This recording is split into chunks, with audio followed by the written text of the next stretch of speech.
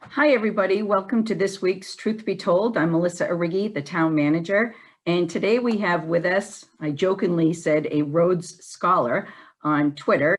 Follow me on Twitter. I put out there that Jonathan Beater, our DPW director, is here with us today. Now, usually nicknames are not something that is allowed, but I have to tell you, this man likes to be called JB, so I'm going to jump right in there and welcome JB to the show. JB, thanks for coming on. You have a ton to talk about. Good morning, Melissa. Thanks for having me. So first, I typically started talking to some of my guests about, how long they've been here and their career path. But JB, you honestly run the biggest division on the town side of our government. And I think that people probably have no idea the number of employees that report to you, how many different divisions and their different distinct purpose report directly to you. So I'd love to start with just some facts about your department, your budget, number of staff. You know the drill. Sure, absolutely. And again, it's been 10 years for me in March. So I started in March of 2011. So last month was 10 years and it's been fantastic. But yeah, 10 wonderful years, right? Love working with the town manager. Yes, especially working with, everybody here in town. But yeah, so our DPW here in Plymouth is one of the largest, in the Commonwealth, 116 square miles, 400 miles of road. But as far as the DPW itself, we have 11 divisions, which include highway, water and sewer, solid waste, engineering, fleet, DPW administration, cemetery. We have a crematory, parks and forestry, facilities. So we have a number of divisions that service all different types of needs in the town. We have about 120 employees. Our budget's about $24 million. So it's a very detailed piece of the overall organization, Melissa, as you're well aware. Well, one of the things that's come up over and over that you and I have been working on like crazy over the last 5 years is the facilities. I mean, finally, we were successful in convincing town meeting that we have 32-ish town buildings. And I say ish because those are our main buildings. You also have, 9 or so of your pump station buildings, but for our main buildings, about 32. And we didn't have one person who solely concentrated on facility maintenance. So good job on helping me convince town meeting that we needed to have somebody in that position. And we've slowly built that division. But in talking about the buildings, one of the things that you gave to me ahead of time was a picture of the DPW facility itself and where residents can really find the majority, not all, but the majority of your divisional staff. So I know they're going to show that picture, but tell me about your vision for the future of Plymouth and Public Works when it comes to the structure for DPW. Sure. So again, we've done a number of things with facilities over the past year as we get into these details, and we've done that in all our DPW divisions. We see more, we expose more, and over time we make things way more efficient and effective, and we're doing that with facilities. But as far as DPW goes, we're here on Camelot Drive, 159. If you drive down to Camelot, you have DPW Administration, and then we have the MBO building next to our building, which houses parks and forestry and water. Cemetery works out of Vine Hills, and then engineering works out of 26 Court Street Town Hall.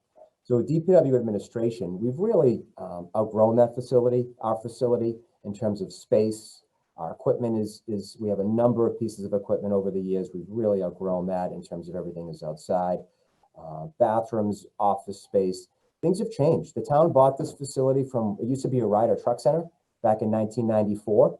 So the garage itself where we have our shop, where we fix our equipment is phenomenal. That's a great space. But when you look at the offices, it's not inviting. It's hard to hold meetings here and have people come in. And then just our staff, we have 120 employees all spread out under different roofs. And it'd be nice to really get them together, really have one focal point where we can meet and have discussions. I think we'd really do a better job operationally and providing the services we need if we could really do, kind of hone in on that organization, in terms of bringing people together. JB, do you imagine that we could build such a structure? So one of the reasons that we bought the DPW Annex building is we were trying to do just that, bring DPW consolidated down into at least one area. Do you imagine that we could build you a DPW administration building that could last 50 years in the location where you already are on Camelot? Oh, absolutely. The location on Camelot is perfect. It's industrial zone. We don't have a butters. You know, we're looking at a store extension for Camelot, so we will have store. The MBO building is a perfect building for housing equipment. We have the acreage, we have access, and it's a great spot in terms of location for the town. Right off of exit 5, you know, it's a short skip and a jump to Route 3. So, you know, we can get to the places we need to get to, but we're very happy with the location, Melissa. And yeah, I do think that we could transform our current operation to last the next 50 years in terms of servicing the needs of the town. One of the things that town meeting likes that we do, and certainly the selectmen and the finance committee do when we consolidate services, is if we can consolidate buildings. But I think that you and I have talked about there will always be a need for the Cedarville site. Is that correct? Or is that something that you could explore? No, that's absolutely correct. And the reason why Cedarville is so great, it's down south, you know, and especially during snow and ice, we use it. That's where our second salt shed is. So we have a presence there during storm events, because it just helps with access and, you know, our snow districting. But we also had started to develop that site is for our facilities as another location to work out of in terms of, you know, assisting with our operations on the facility side. So I don't want to hold that site as a no. It's something we have to look at collectively in terms of our overall operation. And I know that we always worry about financing, and you have razzed me, what word do I want? Harassed me, you know, in terms of a dedicated funding source for facilities. Now, we just established that town meeting approved this dedicated funding source that we set up the fund. We've put a small amount of money in it because we know we need a fund available to us to work on our facilities. Do you think that's something that we could expand on in order to pay for this new DPW administration building? And again, I don't want anybody that's watching this show to think that this is something we're trying to do immediately. This is a concept we're talking about that we know we need in the future. Yeah, I do. I think that has tremendous merit, Melissa. Next week, we'll be in front of the Board of Selectmen highlighting our 5-year capital plan for facilities. So that'll show the commitment, and I think that'll tie nicely in with the stabilization fund that was set up by town meeting last Saturday. But yeah, I do think we can program dollars into a new facility, and just similar to the town hall with the meals tax. I think if we can find those means to fund these type of improvements, I think town meeting will support that. I've seen it. We've both seen that. Yep, we have really seen that. I'm going to switch gears a little bit on facilities now, because I want to talk to what I think is one of, I mean, you've had a lot of accomplishments here, but one of your greatest accomplishments is when you walked in this door, you were concentrating on water, the best resource we can have for this community. And you've done a fantastic job. I want you to brag a little bit. Tell us about your latest accomplishment with a team, I understand. Yes, so we have done a tremendous amount of work with water, and it's not just the daily amount and the volumes everybody thinks of. It's just really a transformation of that entire division. And we've done that across the board with your help, the board's help, town meetings help. Everybody has really done a great job. But I remember coming to Plymouth in 2011, and the water department was in the basement of Lincoln Street, and we moved them out of town hall and we moved them into MBO to really start doing a better job in terms of accountability and transparency. And we started with some really critical infrastructure projects. We replaced all the old jacketed stovepipe main, 3 miles of main. We started putting a tank program together. We had started to really get into the meters. That took several years. We have replaced all the meters in town. We developed a cross connection program. We've expanded the administrative support on the water department. We've really increased technology, our SCADA systems. But we're very proud of the rate setting and managing rates to control capital and generating that revenue so we can use that to fund future projects. Because in all, you know, it's all generated, you know, the fund, it's not subsidized by the general fund. It's an enterprise fund, as everybody knows, and the ratepayers cover everything. So I think hats off to us. I know we do a really good job managing that account where we can do these projects and we don't upset the rate. And I know that the Board of Selectmen as water commissioners, town meeting, and the ratepayers, I think they all appreciate that. And we all should be so proud of that. And a lot of towns don't do that. And I can tell you Plymouth does a really good job with that. I have to tell you, when I talk to the other town managers, a lot of what we will sometimes debate with each other is water and what to do about it. I certainly know the city of Brockton has struggled throughout the years, and you must hear about that from other DPW directors. So I know we're not going to give up. I know that we still have so much more to do. One of the things that we really have to convince this community to do is water conservation measures. And it's hard because you understand, you look around, they have some beautiful areas in the community and the green grass. That's what I always hear about, you know, sometimes even from my own board, but we're going to have to take some pretty strict measures this year, aren't we? Yeah, so the Board of Selectmen enacted a water conservation committee that we've been working very closely with.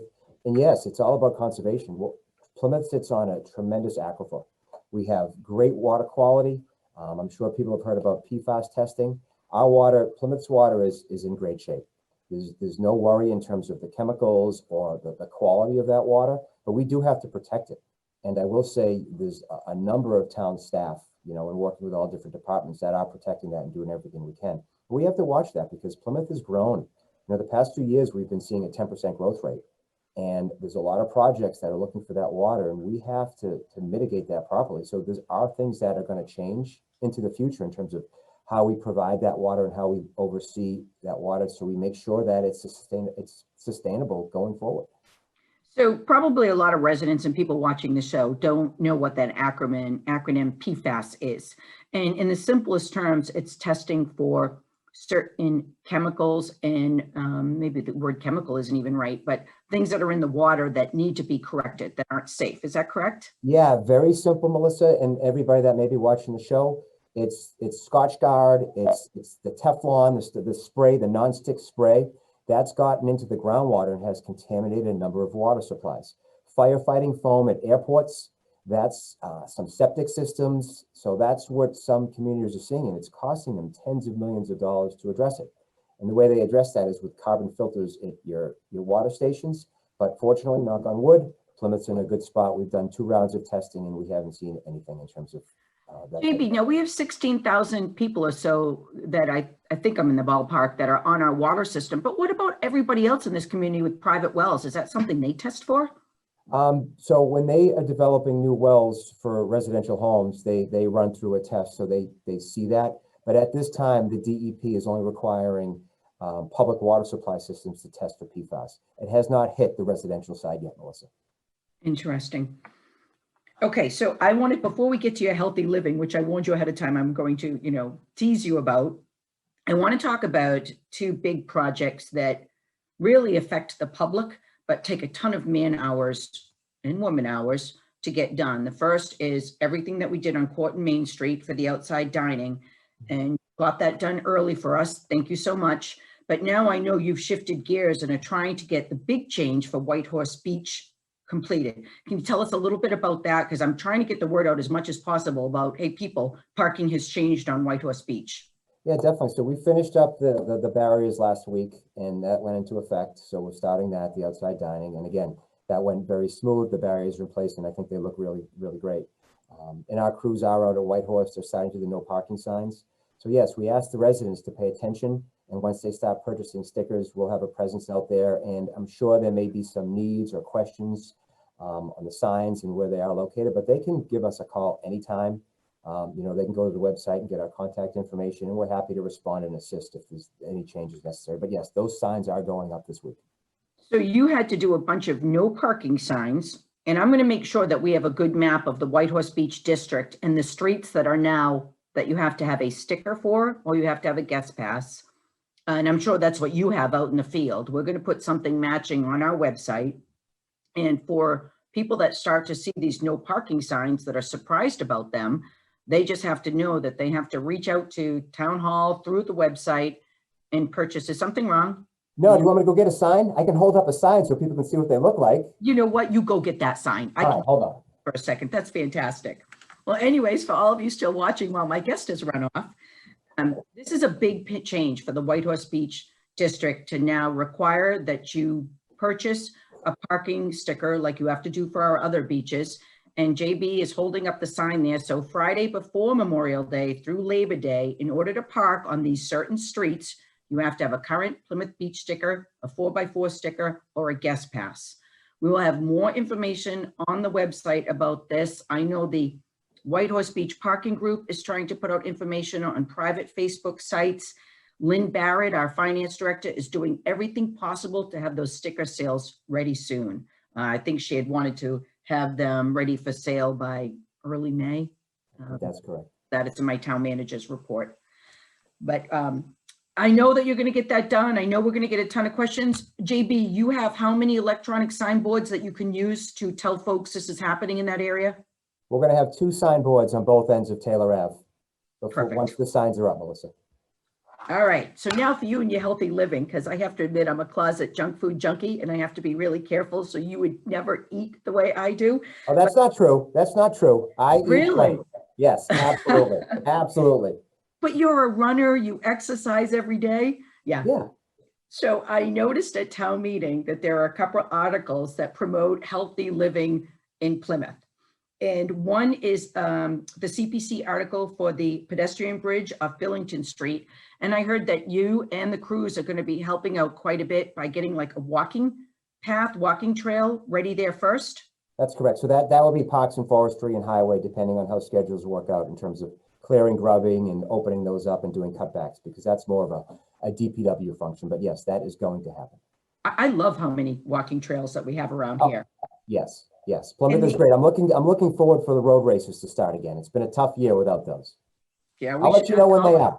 Yeah, right. Let me know. We should ask how many of the department heads want to join you on that.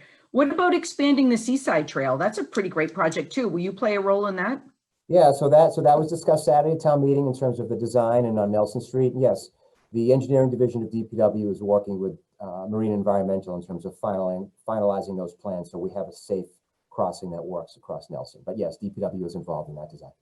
Yeah, I'm really thrilled about both of those projects. So we were happy to see those pass. You talked earlier about working with a committee on water conservation. You also have a new committee that you're working on. I think it's in the cemetery. Is that correct? Yeah, that's correct. We're looking to set up our first meeting on the 14th with the cemetery committee, and that's to talk about rates and the cemeteries, the conditions and access, and anything that the committee wants to move forward on in terms of making a recommendation to the select board. I know the select board had some concerns in terms of cemetery access and, with the funeral homes and things of that nature. So this will be a really great means to get some of that information out to this group to discuss and then get a report back to the board.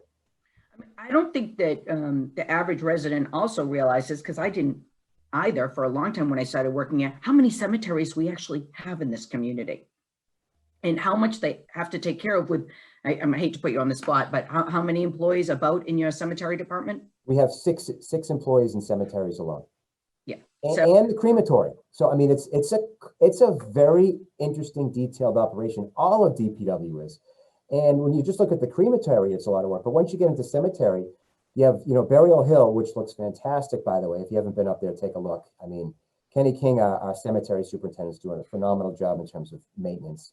And then Vine Hills. Vine Hills is a massive cemetery. We did some water improvements up there for irrigation. We did some paving up there last year. I think all of our cemeteries are looking really good. And I think that the cemetery committee, to hear, how we maintain and operate our cemeteries will do nothing but help us. COVID has been difficult to work through at the crematory this year in terms of access.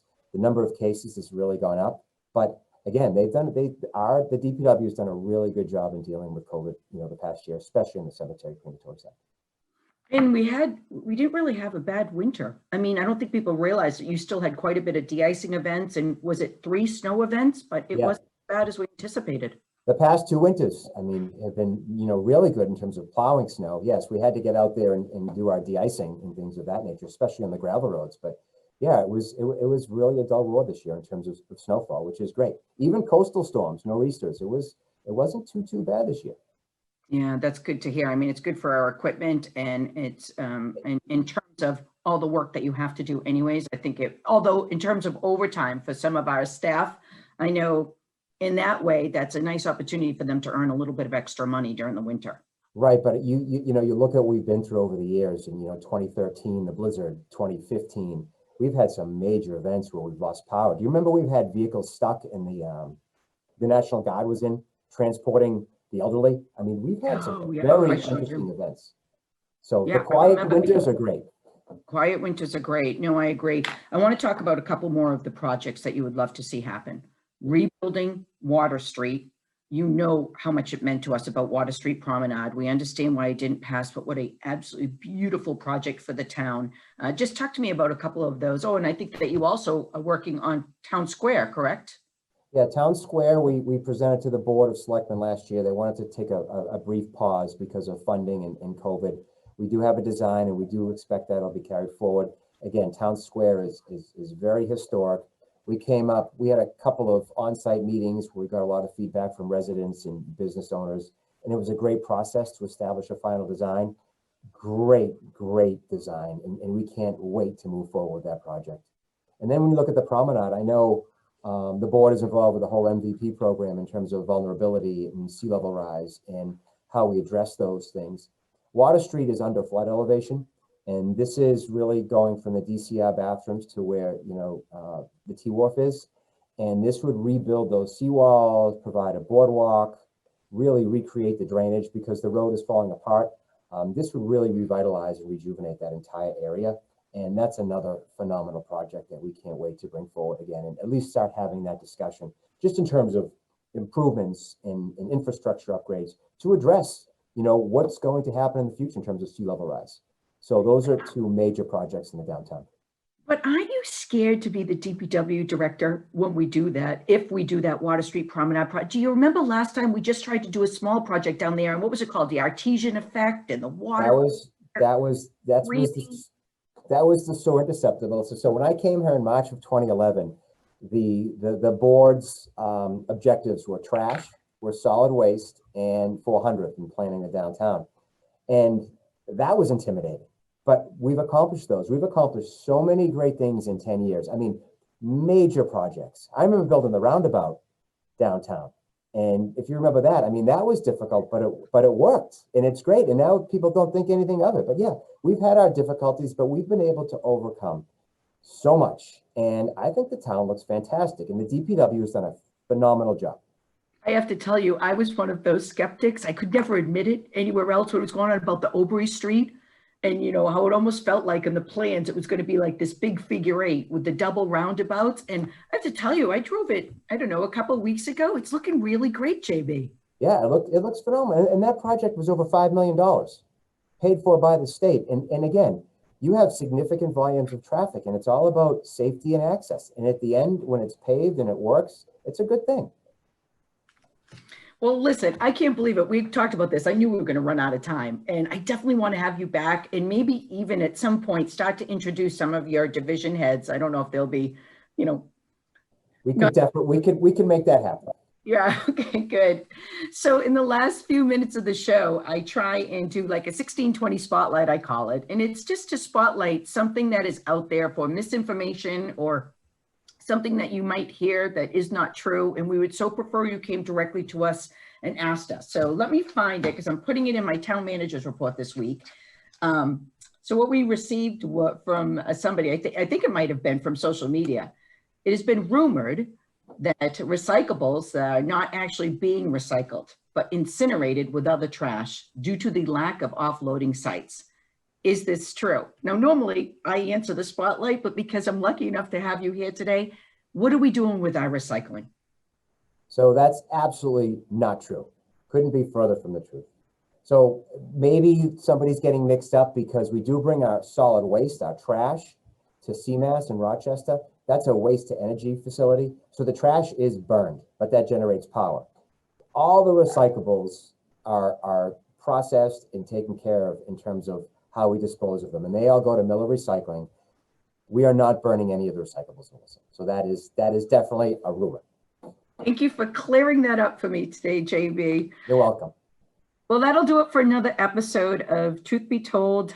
Thank you so much for joining us. I was very happy to have JB here today. I hope you had enjoyed it, and we will see you next week.